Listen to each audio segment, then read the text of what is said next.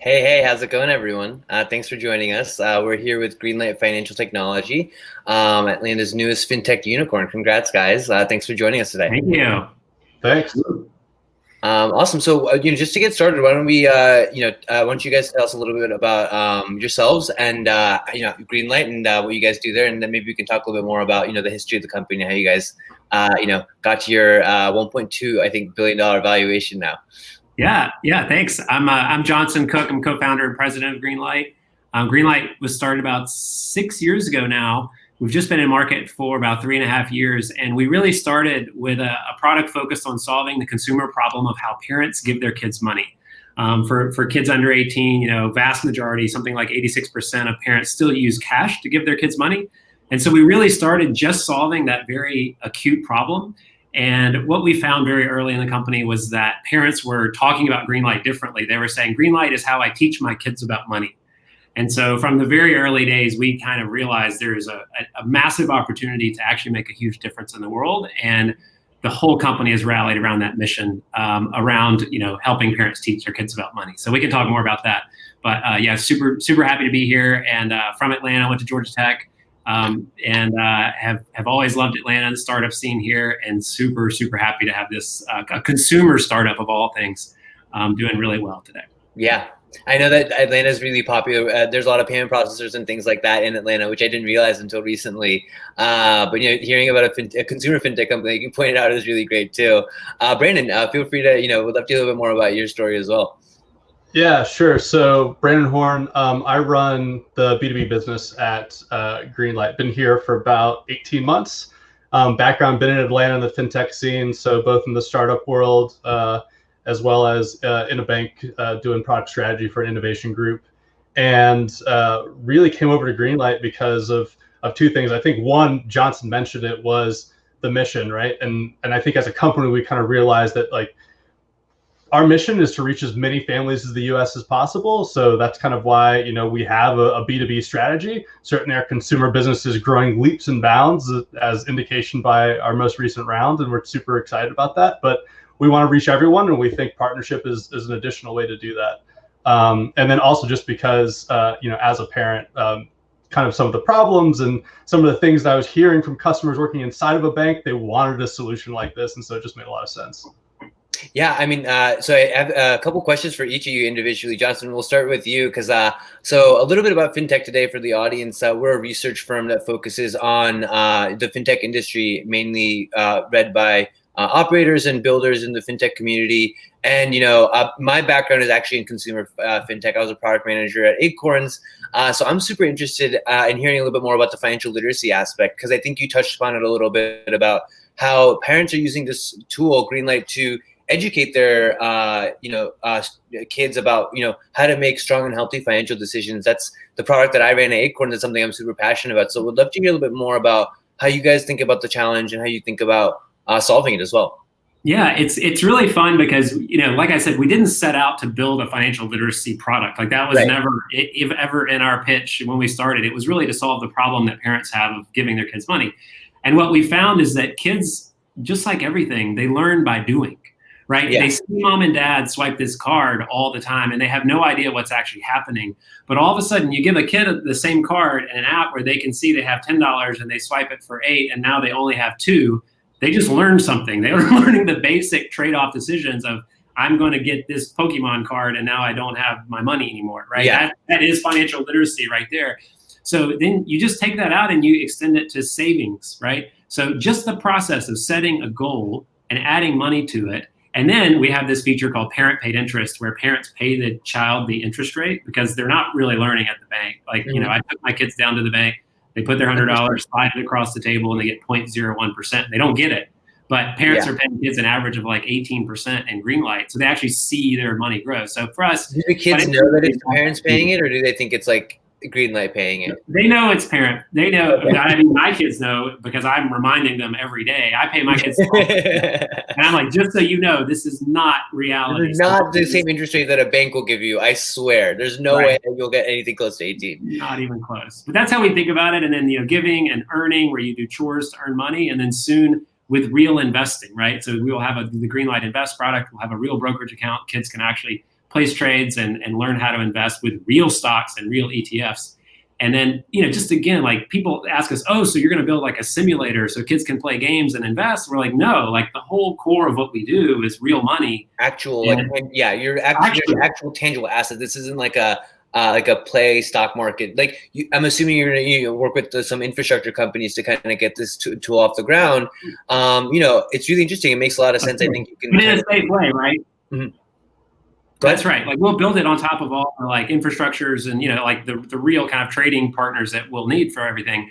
But we'll build the safety around it, right? It's it's a place where it's okay to maybe make a bad trade because mom and dad actually have to approve every trade, or they have to turn off the controls to give you the wider funnel to operate in. So we believe that like you need to learn in real money, but in a safe way where it's okay to make mistakes and it doesn't cost you decades of problems in your life. Yeah. So from a product perspective, you're putting in the guardrails around like the financial product to make sure people, don't make any bad decisions or at least minimize their bad decisions. And what's the coolest part about it? The parents are accidentally learning things too. Yeah. Because a lot of parents tell us like, I don't feel equipped to teach my kids about money because I didn't have a good upbringing. And you hear it all the time. And so, we do think about the fact that parents are seeing the tips and the guides that we put in the product. And that's a really nice, secondary benefit for us. Yeah, that's really interesting. Build some. Have you thought about, kind of catering, your product towards developing better financial products for the parents as well? We have. It's kind of like we believe a brand and a company should stand for just one thing. And today it's really, parents helping their kids learn about money. Mm-hmm. There's a lot of different directions we could take that in the future. But yeah, today it's just parents and kids. For sure. Yeah. Brandon, I'd love to talk to you a little bit more about the partnership side. I'd love to hear, you mentioned like some expansion and how you guys kind of think about, working with different partners as a way to kind of, expand the product. And so I'd love to hear a little bit more about how you guys kind of think about it a little bit more deeply. Like what kind of partnerships are you looking for? Is it merchant partners? Is it, bank partners? To kind of hear a little bit more about how you're thinking about that. Yeah, totally. So when I started, we had an inkling, but we didn't really know, right? So it was just going around and talk. I mean, just the same way you do customer discovery for our consumer business. And we learned that, this wasn't just a way to give your kids money. It was a way to teach your kids about finances and raise financially smart kids. It was kind of the same thing with the banks. And we heard everything from like its deposit strategy, its graduation strategy. And then in a lot of cases, it was just pure altruism, right? Like, we legitimately want to help make a difference. And I think, through the course of this show, you've seen a number of banks that have these, really aspirational purposes. And so working with a company like Greenlight makes a lot of sense because it's the same thing with us. Like our ultimate goal is to reach every household in the US to make sure that, the next generation of financially smart kids get in the world, Brandon, in the world. Come on. In the world. Gotta get that TAM, Yeah, exactly. We're going after that next valuation. Yeah. It's interesting though, right? Because this is definitely a product, because I think one thing that, as someone, from a research perspective, we talked to a lot of large cap banks and mid cap banks. And one thing that they're really worried about is losing that customer relationship, right? And by focusing on unique areas like, that relationship between a parent and their kid, and I've learned a lot of my my personal finance stuff from my parents, which is both good and bad.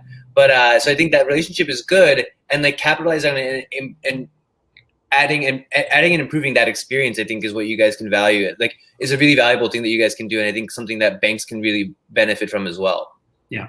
So that's exactly what we spent the last year going out and building, right? As we've essentially created an experience layer that is the Greenlight experience that could sit on top of any back-end infrastructure platform. So any core processor, any core banking system, et cetera, to deliver, what Johnson said was the experience where you just slide the dollar bill across the counter and then, you never see it again. Like now the chores and the bucketing and the different use cases for money all kind of can exist on top of that standard account structure. Is it branded as Greenlight, or is it something that will look and feel like a bank's app?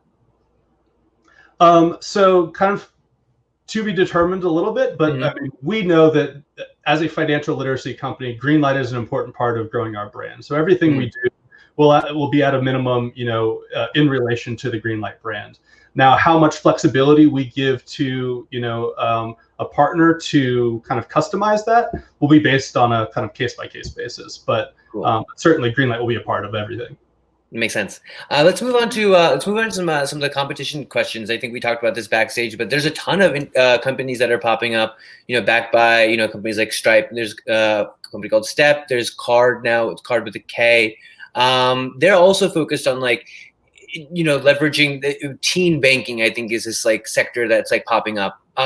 You guys have been at it for a while, and you have a lot of traction. How do you kind of think about I know the answer is we don't really have any competitors, but how do you kind of think about the space getting more crowded? Do you kind of think that, is it kind of a winner take all market, or is it something that you think that might have multiple winners? I don't think it's winner take all. I think it's a couple of winners take most, probably. And we love seeing, the validation of what we're onto, right? Like, we do believe we have uncovered an entire category of financial services that is untapped and untouched. And you would not you wouldn't not have competition if that weren't true, right? Like of course there are going to be people who see that we've kind of uncovered, not only I think we executed well on the product, we execute really well on the marketing every single day. And then it's a wonderful time. Like, I don't know that this would have worked 10 years ago because you didn't have kids with smartphones at 10 years old, and you didn't have consumers willing to sign up and put their SSN and connect their bank account to some mobile app they download, right? I think there's just a lot of macro trends in our favor. But then it took the right execution, the nuance, and then the depth of the product. Like, it's really easy to copy the top 50% of the product, but it's like how the allowances really work under the hood, and how you move money, and how you control fraud and identity verification. I mean, there's so much under the hood that you have to get right for this type of business to work. It's really hard to just do a lean startup and go and copy the UX, and then we're going to build one and raise a little money and see if it works. You have to get a lot right. And I think our depth of our talent, our amazing team is really the reason that's worked so well. And you validated a lot of the things that a lot of other people are still building out since you've been at it for so much longer, right? The fraud models and the risk models and things like that. It's really interesting to kind of hear about. It's thinking about, it's really, I think we talked about this earlier too, but it's also a really interesting time because I got my first bank account when I went to college. Like, the day I went to college, my mom got me a bank account, right? I think it was Bank of America. So that obviously that entire thing is not going to happen over the next couple of years. Like, no one's doing the welcome week stuff. So it's going to be interesting, I think, from a growth perspective. But thinking about your business, I think, especially in the States, one of the core pillars of being an independent adult is getting your own bank account, right? And so how do you kind of rationalize that? Thinking from a user perspective, if I'm on Greenlight for, 5-7 years, I, maybe want to rebel against my parents to get my own bank account, So how do you kind of think about that potential problem? So we certainly don't, we think it's our obligation to keep adding value while you're still on the payroll, partial payroll is Brandon's term. As long as you're getting money from mom and dad, it probably makes sense to use some version of Greenlight. Whether that becomes an older kid version, a college version, a young adult version, our goal is definitely to keep you into young adulthood as long as there's that relationship between mom and dad. That's actually really, sorry, I didn't mean to cut you off, but that's actually super interesting because people I was on my parents' health insurance until 26, so that relationship is getting extended longer and longer now. And Netflix account too, probably. You're probably still on. I'm 29 years old. I'm not getting off anytime soon. Well, think of it this way: I want my own car when I turn 16, but I want my parents to pay the insurance on that as long as physically possible. And the finances are the same way, right? I'm in college and maybe I've got a part-time job. I don't want them to see, touch, hear about that money because I want to spend that however I want. But if they want to give me some spending money to go buy food and gas and that sort of stuff, I'll take it. And so that tooling changes, to Johnson's point, but the experience of parents and kids interaction with money is still very much, central to what we do. Yeah, that's super interesting. It makes a ton of sense. I mean, it's something that I think a lot of people have talked about as in a negative light. People are still living in their parents' house, and the financial relationship and the financial burden between parents and their kids is getting extended longer and longer. But there are ways to make that process if that behavior is happening, there are ways to make that a little bit easier, right? That's just those of us who are bitter because we're not getting on our parents' Netflix account anymore. Or That's the only thing. My parents are on my Spotify, so I feel like we balance it out there. Otherwise, my mom won't be able to listen to her podcast. It'll be a disaster. So I think it's a fair trade-off. Yeah, I mean, it's really interesting. And then so yeah, I think didn't mean to cut you guys off. I think we were talking about that sort of graduation potential issue, right? Yeah. No, so our average age of kids coming into Greenlight is 11, 12, 13, 14. So it's something that we have some time to work on, right? They're not going to college immediately. So we're definitely always talking to the customers, listening to them, seeing how they behave, and we'll kind of do the right thing for the customer base as they grow. Yeah, and I think it's interesting too. Like in 7 years, a lot of young people, like Gen Alpha, I guess, like consumer behavior will probably change pretty dramatically. Like I guess I'm pretty firmly in the millennial bucket, but a lot of my friends who are in the early 20s, have a very different experience with their financial lives. So it's interesting it makes sense to kind of think about it from a long-term perspective. I mean, some other questions that I had, I'd love to hear a little bit more about the fundraising process during COVID. Doesn't sound like it's a very exciting process to go through in the middle of a potential economic downturn. So how did you kind of tackle that? Why did you guys kind of choose now to do some fundraising? Yeah, we kind of believed in from the very beginning to talk to everybody at every round, right? So we were always talking to the later stage funds, even when we knew they weren't going to do a seed round or a Series A. So we had a lot of relationships with a lot of funds. And so when we decided, so COVID hits in March, we were actually really starting to scale nicely then. And then it was just accelerated with COVID because marketing costs were cheaper and just parents stuck at home with their kids. There's a lot more awareness of what the kids are doing and gaming spend, and a lot of at-home dynamics helped us. So we saw good tailwinds from that, and just the summer was just crazy. And so we said, let's go test the waters, see if we can get some interest to do a round. It wasn't like a cash need to do it. It was like if you really want to, let's go see if we can do it. And the market responded very, very positively, and we had with Canopy, who led our round, it was 2 weeks from first conversation about the round to the term sheet, and then they closed 3 weeks from term sheet. Wow. To close. So it was the most amazing process I think we've ever. These are some heavy hitters that you got on board too. Canopy, for those who don't know, is backed by 37 banks. I think they're a relatively newer fintech VC firm. DST Global's also in the investment. They're one of the early investors in Facebook too. So that was really interesting to me. It seems like are you thinking about potentially globally expanding this company down the line as well? Definitely. Yeah, we're looking at that now. Next year, we should see a couple of markets. Cool. Yeah, I mean, just curious to hear about it because you don't really see much. Going to press a little bit. I know we're running short on time. You don't hear about U.S. companies kind of thinking about, especially consumer ones, thinking about expanding abroad. What's the rationale there, and how are you kind of thinking about what regions to target?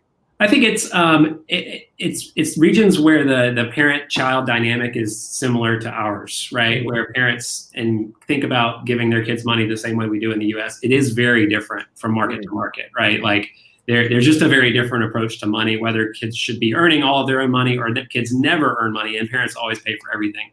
So it's really, the European markets, Japan, Canada, those kind of one degree separation from the U.S. Yeah, that's really interesting. And then so something that's similar enough, because I think what I've been, thinking about international fintech, every region has different consumer behaviors, especially when it comes to how parents and kids interact with money too, right? That's right. Yeah. Yeah. Guys. Well, listen, thank you guys so much for joining us. I really appreciate it. I think, I think in general, we'd love to hear, last question to wrap things up. We'd love to hear a little bit more about, how you are planning on using the funds, growth and hiring and things like that, especially in the Atlanta region. Lots of marketing and lots of hiring, and we are hiring. So please go to greenlightcard.com. I think there's a careers link on there. If not, I'm sure it's all over LinkedIn. So everybody watching, please go check out our careers page. It's crazy. We've doubled the size of the company since March. We've gone from just over 90 people to right around 200. So we've never met half the company face to face. They've never been into our office. We ship out laptops. Everything is crazy. Are you thinking about going fully remote, or you're thinking about still having an office but allowing a lot of remote flexibility and that kind of stuff? Exactly. Yeah, makes a lot of sense. All right, well, guys, thank you so much for joining me. This was a lot of fun. Really great opportunity to hear a little bit more about Greenlight Financial Technology. Thanks again. Thanks. Thank Enjoyed you. it. Bye.